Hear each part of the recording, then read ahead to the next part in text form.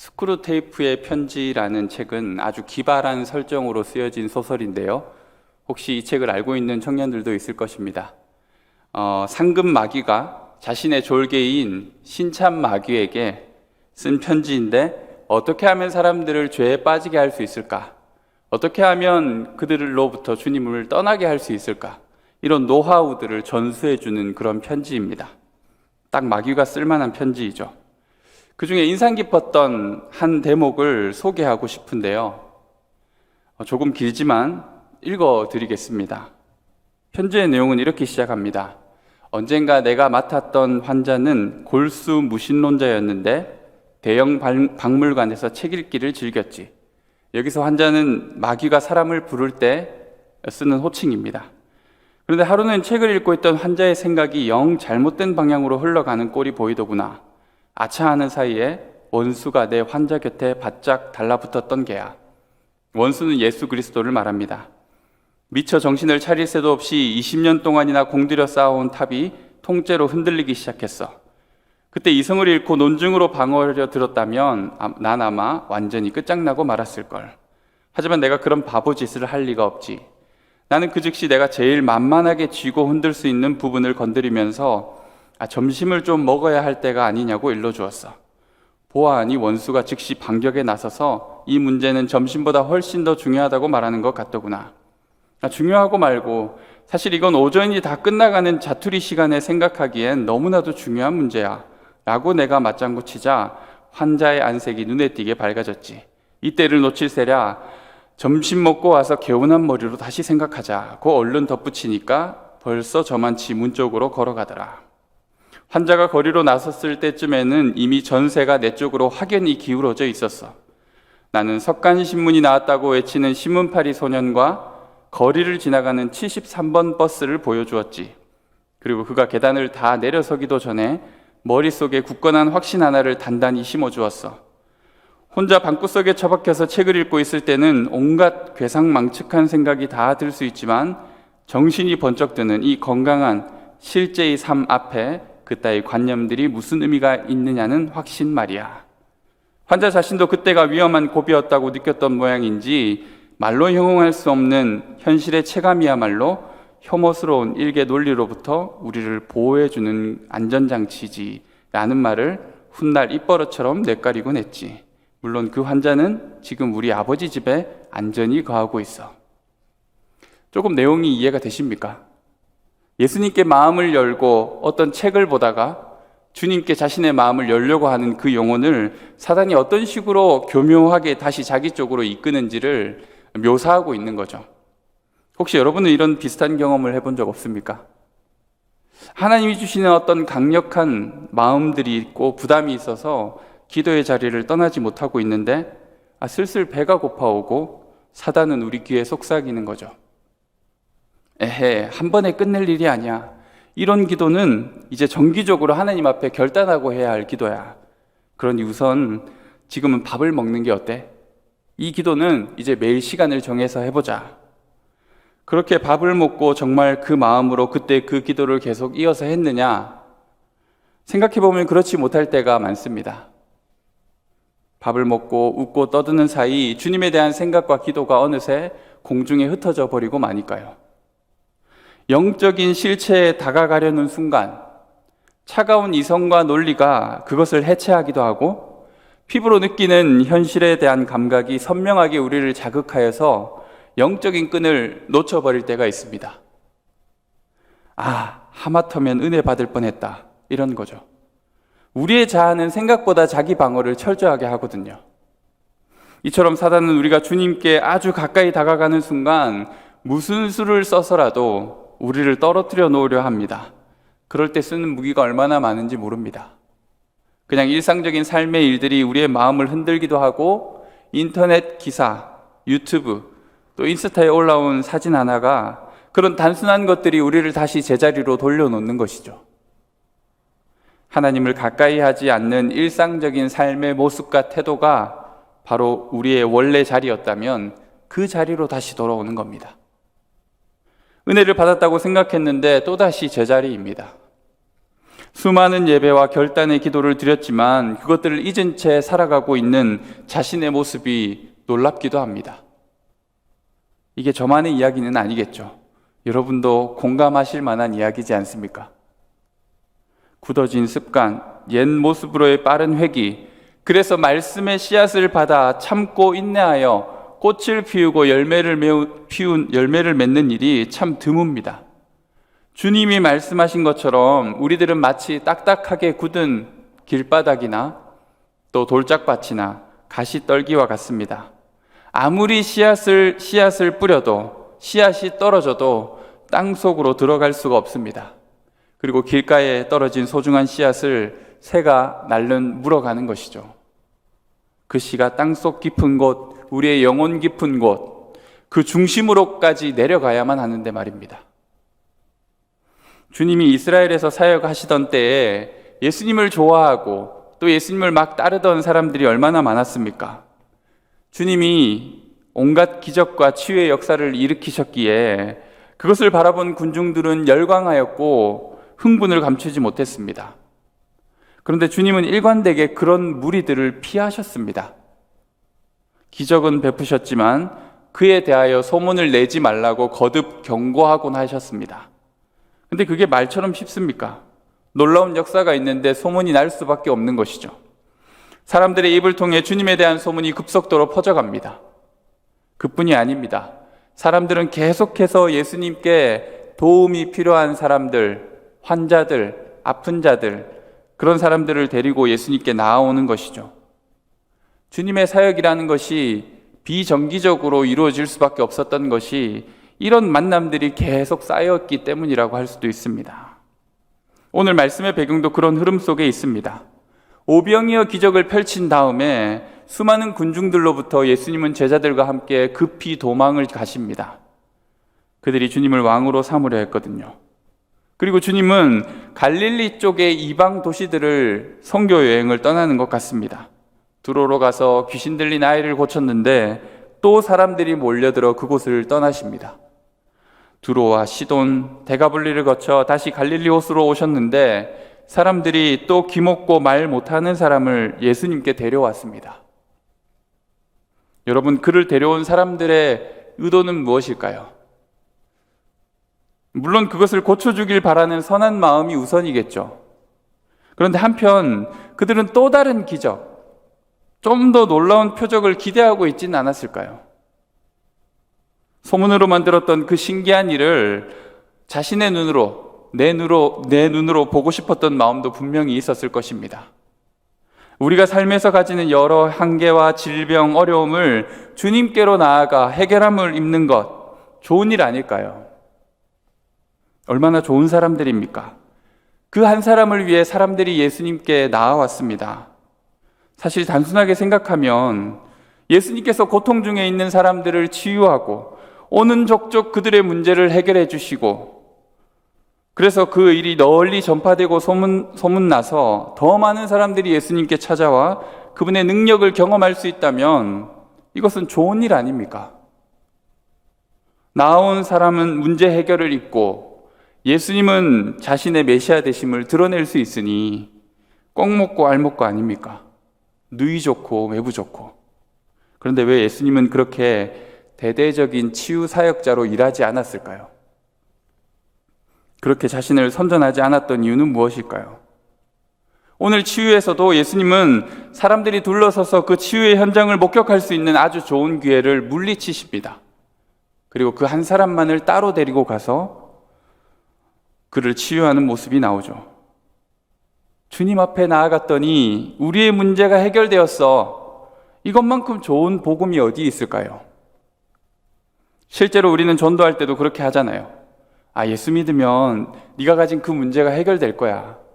나랑 같이 교회 한번 가보자. 그런데 주님은 왜 자꾸 그 좋은 일을 감추려고 하는 걸까요? 아무한테도 얘기하지 마. 소문 내지 마.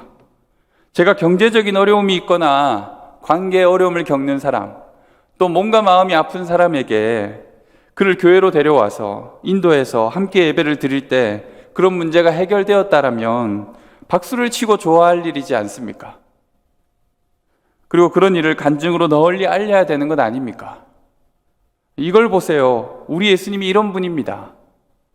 교회 바깥에 삐딱한 사람들이 도대체 예수 믿어서 뭐가 좋냐, 교회 다니면 밥이 나오냐 빵이 나오냐, 이런 식으로 우리를 조롱할 때 당당하게 말할 게 있잖아요. 우리 예수님은 이런 분이셔. 봤지? 이게 바로 주님의 능력이야. 이렇게 할 수 있다면 복음 전도가 참 쉬울 것 같은데 주님은 이 방법을 안 쓰시고 계신 것이 분명합니다. 물론 그런 기적과 역사가 일어나기도 합니다. 그런데 그것을 이용하여 복음을 전하진 않습니다. 주님은 항상 더 중요한 문제를 보고 계십니다. 바로 아까 제가 초반에 말씀드린 것처럼 우리 영혼의 깊은 곳에 말씀이 들어가길 원하십니다. 그 말씀만이 진짜 생명이며 구원이기 때문입니다. 주님은 결코 치유 사역을 쇼가 되지 않도록 하셨습니다. 재미있거나 놀라운 볼거리, 서커스가 마을로 온다고 하면 그 쇼는 소문을 내야죠. 많은 사람들이 보아야죠. 하지만 예수님은 이 치유하는 일이 쇼가 아니었기에 항상 사람들에게 경고하시고 무리를 물리치셨습니다. 다들 피부로 와닿는 문제 해결에 초점을 두었죠. 그가 과연 눈을 뜰 것인가? 못 듣던 그가 과연 들을 수 있을까? 평생을 못 걸었던 그가 과연 예수님의 말씀에 일어설까? 오늘은 어떤 기적이 펼쳐질까? 그런데 주님은 다른 것을 보고 계셨습니다. 육신의 눈이 아닌 영혼의 눈이 뜨여 하나님을 보기를 원했습니다. 귀가 가진 청각이 아닌 영혼의 귀가 열려 주님의 음성을 듣기를 원했습니다. 걸을 수 없었던 사람이 자기 힘으로 뛰고 걷는 것이 중요한 게 아니라 그 뜀박질을 통해서 하나님께 나아갈 수 있는 영혼이 되기를 바라셨던 것이죠. 하지만 우리는 항상 겉으로 일어나는 일에만 관심을 둡니다. 주님이 정말 원하시는 이 일에 우리 마음을 두지 않을 때 주님께 나아가 우리의 어려움이 아무리 해결되었다 한더라도 사실은 절반의 성공밖에 되지 않습니다. 아니, 그 절반도 금방 잃어버릴지 모릅니다. 우리는 어려움이 해결되면 즉시 다시 제자리로 빠르게 돌아가는 사람들이니까요. 6장 말미를 보면 게네사렛 지역에서의 주님의 사역을 다음과 같이 묘사하고 있는데요. 그 온 지방을 달려 돌아다니며 예수께서 어디 계시다는 말을 듣는 대로 병든 자를 침상째로 메고 나아오니 아무데나 예수께서 들어가시는 지방이나 도시나 마을에서 병자를 시장에 두고 예수께 그의 옷가에라도 손을 대게 하시기를 간구하니 손을 대는 자는 다 성함을 얻으니라. 시장이나 길가에서 사람들이 환자를 병상째 들고 나와서 예수님이 그 옷이라도 만져달라고 요구합니다. 그렇게 하기만 해도 병이 나아버리니까요. 정말 놀라운 일이죠. 이 본문을 생각해 보면 오늘 본문은 좀 다른 분위기 아닙니까? 예수님이 왜 치유를 이토록 어렵게 하고 계실까라는 생각 들지 않습니까? 그냥 한마디 말로도 죽은 나사로까지 일으키셨던 주님이 왜 오늘은 이렇게 복잡한 과정을 거치고 힘들게 한 사람을 치유하고 있을까? 그런 생각 들지 않습니까? 마침 이 본문 바로 앞에 이야기도 그렇듯이 수로보니게 족속의 여인에게 딸의 귀신 들린 문제를 해결할 때에도 그냥 그 여인에게 돌아가라고 합니다. 귀신이 나갔다라고 말하며 정말 말 그대로 한마디 말씀으로 그 문제를 해결해 주신 것이죠. 이때에도 여인은 분명 예수님이 자신의 딸을 찾아와 안수하여 주시기를 간구했을 것입니다. 그런데 주님은 말로써 그 일을 해결하셨습니다. 오늘도 사람들은 못 듣고 말 못하는 사람에게 주님이 안수해 주시길 바랍니다. 어느 때는 그렇게 직접 안수해 주시고 또 어떤 때는 그냥 말씀으로만 치유하시니 그 차이가 무엇일까요? 여러분 아시겠습니까? 단순합니다. 말이 통하면 말 한마디로 가능합니다. 수로보니게 여인은 말 한마디에 척하니 알아들었습니다. 주님이 지금 내 딸을 구원해 주었구나. 그런데 주님 앞에 나타난 그 사람은 말을 들을 수 없는 사람이었습니다. 말이 통하지 않으면 행동으로 보여주는 것이죠. 말을 듣지 못하거나 이해하지 못할 때에는 손길이 필요합니다. 터치가 필요합니다. 그래서 주님은 친히 자신의 손으로 그의 막힌 곳들을 만져주시고 계신 것입니다. 치유의 행동들을 그에게 직접적인 언어로 들려주고 있는 것입니다. 내가 너의 귀를 열어줄게. 내가 너의 맺힌 혀를 풀어줄게. 신기한 주님의 이 행동들은 모두 그에게 전하고 있는 메시지였던 것이죠. 자신이 왜 이런 상황인지조차 파악하지 못하는 사람, 영혼의 아픔과 공허가 너무 깊어서 그것을 정확하게 인지하거나 표현할 수도 없는 사람들이 있습니다. 상처와 쓴뿌리, 결핍된 감정, 왜곡된 인지, 무지함 때문에 도대체 무엇을 해야 문제를 해결할 수 있는지, 아니 자신에게 무슨 문제가 있는지도 모르는 사람, 내가 어떤 도움을 주님께 간구해야 하는지 입조차 열 수 없는 사람들이 있다는 거죠. 제가 선교단체 활동을 할 때 딱 그런 동생을 본 적이 있습니다. 겉으로는 까칠하고 모든 사람이 조금 피하는 이상한 아이였죠. 근데 본인도 어찌할 수 없는 상처와 절망에 그가 매여 있었던 것이죠. 그런 이들에게는 말보다 더 좋은 약이 있습니다. 안아주고 품어주어 가슴을 녹여야만 합니다. 세족식을 하며 그 친구의 발을 씻겨주고 안아주었을 때 제 품에 안겨 엉엉 울던, 저보다 키도 큰 녀석이었는데 울던 그 모습이 눈에 선합니다. 맺힌 것들이 풀어져야 겨우 말을 할 수 있는 것이죠. 무엇을 바라고 구해야 하는지 드디어 눈을 뜨게 되는 것이죠. 주님이 말씀을 하시는데 우리가 못 듣고 들어도 이해를 못한다면 어떻게 해야 할까요? 이게 다른 누구의 이야기가 아니라 바로 내가 그런 사람일 수도 있지 않을까요? 무엇을 기도할지도, 무엇이 내 삶의 문제인지도 깨닫지 못하는 상처나 죄로 인해 무언가에 묶여있는 존재가 바로 나일 수도 있잖아요. 그럴 때 주님은 우리를 만져주십니다. 오늘 본문 33절과 34절을 보면 이렇게 나옵니다. 예수께서 그 사람을 따로 데리고 무리를 떠나사 손가락을 그의 양귀에 놓고 침을 뱉어 그의 혀에 손을 대시며 하늘을 우러러 탄식하시며 그에게 이르시되 에바다 하시니 열리라는 뜻이라. 따로 데리고 가서 손가락을 양귀에 놓고 또 침을 뱉어 혀에다가 손을 대고 하늘을 우러러 보시며 탄식하셨습니다.